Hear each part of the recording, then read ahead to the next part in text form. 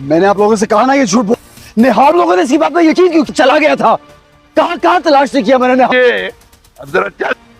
हाँ, अब खाने दोस्तों, हर घर में रिश्ते होते हैं, लेकिन जब उन्हीं रिश्तों के पीछे छुपा हो एक डरावना सच तो कहानी बन जाती है डाइन। यहाँ हर किरदार मासूम नजर आता है, मगर असल में कौन है दोस्त और कौन दुश्मन, यह रहस्य जल्द खुलने वाला है। अगर आप जानना चाहते हैं इस सच्चाई को तो जुड़े रहिए हमारे साथ और चैनल को सब्सक्राइब, लाइक और शेयर करना बिल्कुल मत भूलिए।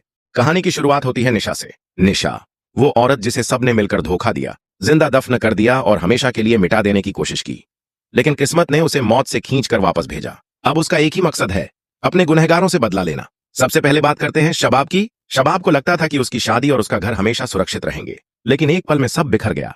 गुस्से के झोंके में जवार शाह ने उसे तलाक देकर बाहर निकाल दिया। शबाब सदमे में है। वह बार बार सोचती है, कहां गलती हुई? क्या मेरा प्यार इतना सस्ता था कि एक पल के गुस्से में सब खत्म हो गया? उसके आंसू थमते ही नहीं। दूसरी तरफ जवार शाह को लगता है कि वह सही है, लेकिन असल खेल खेल रही है निशा। निशा ने तय किया कि सबसे पहले वह फौजिया को सजा देगी। पुलिस को इशारा करके उसने फौजिया को गिरफ्तार करवा दिया। लोग सोच रहे थे कि निशा का बदला यहीं खत्म हो गया, लेकिन निशा जानती थी यह तो बस शुरुआत है। फिर निशा ने शबाब को अपने जाल में फंसाया। वह उसे एक सुनसान कब्रिस्तान में ले जाती है। चारों ओर अंधेरा, टूटी हुई कब्रें, हवा में ठंडक और दूर से आती साएं साएं की आवाजें। माहौल इतना डरावना कि किसी की भी रूह कांप जाए। शबाब डर से कांपते हुए पूछती है, तुम मुझे यहां क्यों लाई हो? निशा धीरे धीरे उसके पास आती है और कहती है, याद है शबाब, यही वही जगह है जहां तुम सबने मिलकर मुझे जिंदा दफन किया था। तुम सोचते थे कि मैं कभी लौट कर नहीं आऊंगी, लेकिन देखो मैं लौट आई हूं। अब एक एक का हिसाब होगा। शबाब हाथ जोड़कर कहती है, नहीं निशा, मैंने तुम्हारे साथ ऐसा कुछ नहीं किया। मैंने कभी तुम्हें बुरा नहीं चाहा। मुझे छोड़ दो। लेकिन निशा की आंखों में कोई रहम नहीं। वह सख्त आवाज में कहती है, तुम्हारा गुनाह यही है कि तुम सब जानते हुए भी चुप रही। तुम चाहती तो मुझे बचा सकती थी, लेकिन तुमने मुझे मिटते हुए देखा और कुछ नहीं किया। अब तुम्हें वही दर्द मिलेगा जो मैंने सहा। कब्रिस्तान में गूंजती उसकी आवाज शबाब के दिल में डर बैठा देती है। अब बारी आती है जवार शाह की।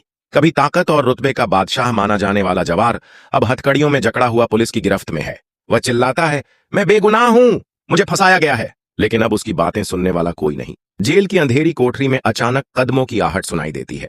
जवार की आंखें चौंधिया जाती हैं। सामने खड़ी है निशा। उसकी ठंडी मुस्कान और नजरें जवार का दिल दहला देती हैं। जवार कांपते हुए कहता है, तुम कौन हो? निशा जवाब देती है, मैं वही निशा हूं जिसे तुमने धोखे और लालच की आग में झोंक दिया। तुम सोचते थे कि मैं मर गई, लेकिन सच सामने खड़ा है। जवार की आंखों से आंसू बहने लगते हैं।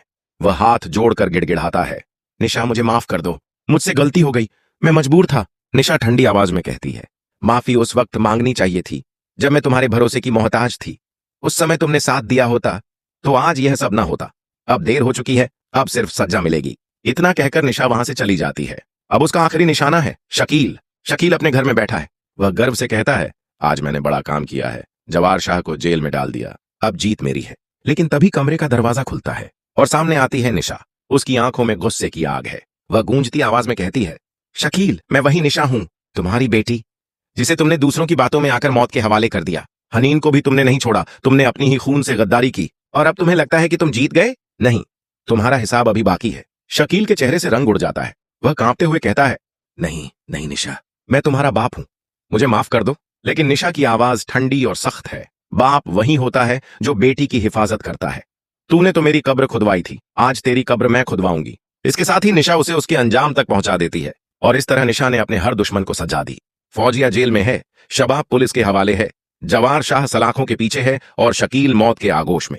लेकिन जीत के बावजूद निशा की आंखों में आंसू हैं, क्योंकि सच यही है, बदले की आग सब कुछ जला देती है और इंसान को अकेला छोड़ देती है।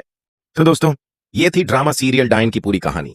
क्या आपको लगता है कि निशा ने सही किया या उसे किसी को माफ कर देना चाहिए था? अपनी राय हमें कमेंट में जरूर बताइए और ऐसे ही वीडियो देखने के लिए चैनल को सब्सक्राइब, लाइक और शेयर करना मत भूलिए।